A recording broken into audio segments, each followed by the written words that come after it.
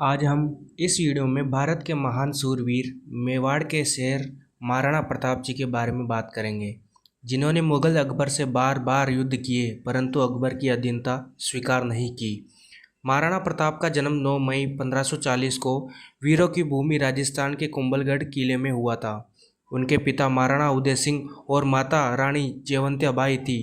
प्रताप बचपन से ही पराक्रमी और न्यायप्रिय थे। उनका विवाह बिजोलिया के राजा राव मालदेव की पुत्री अजबदे पंवार से हुआ था। उनके अन्य विवाह भी हुए थे। अजबदे पंवार बाईसा उनकी पहली पत्नी थी। इनके पुत्र का नाम कुंवर अमर सिंह था। राणा उदय सिंह जी की मृत्यु के पश्चात 1572 में महाराणा प्रताप मेवाड़ के राजा बने। राजा बनने के बाद प्रताप के सामने सबसे बड़ी चुनौती थी मुगल अकबर। अकबर ने आधे भारत पर विजय प्राप्त कर ली थी, किंतु एक ऐसा राज्य भी था जिसे वह जीत न सका, मेवाड़। अकबर चाहता था कि महाराणा प्रताप भी उनकी अधीनता स्वीकार करे, किंतु प्रताप ने साफ इनकार कर दिया, जिससे दोनों के बीच युद्ध हुए, जिसमें हल्दीघाटी का युद्ध प्रमुख है।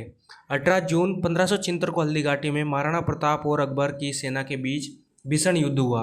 अकबर की सेना का नेतृत्व मान सिंह कर रहा था, जिसकी सेना में 80,000 सैनिक थे, जबकि महाराणा प्रताप के पास 15,000 सैनिक थे। इस युद्ध में महाराणा प्रताप ने अद्भुत वीरता दिखाई, लेकिन उनकी सेना छोटी थी, इसलिए उन्हें पीछे हटना पड़ा। युद्ध के दौरान प्रताप का घोड़ा चेतक बुरी तरह घायल हो गया, लेकिन उसने अपने स्वामी को सुरक्षित स्थान पर पहुंचाकर वीरगति प्राप्त की। हल्दीघाटी में हार का मुख्य कारण मुगलों की विशाल सेना और बेहतर संसाधन, लेकिन महाराणा प्रताप ने हार नहीं मानी। उन्होंने गुरिल्ला युद्ध नीति अपनाई और धीरे धीरे मेवाड़ के किलों को वापस जीत लिया। 1582 में दिवेर के युद्ध में महाराणा प्रताप ने मुगलों को करारी शिकस्त दी और मेवाड़ के अधिकांश भाग को स्वतंत्र करा लिया। अपने अंतिम दिनों में भी महाराणा प्रताप मेवाड़ की स्वतंत्रता के लिए संघर्ष करते रहे।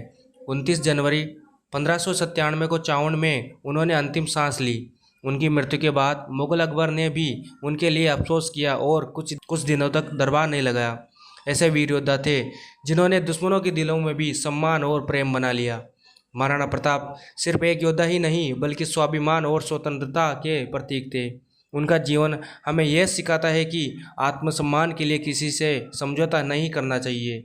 जियो तो शान से जियो। अगर आपको ये जानकारी पसंद आई हो तो वीडियो को लाइक, चैनल को सब्सक्राइब जरूर करें। तब तक के लिए जय हिंद, जय भारत।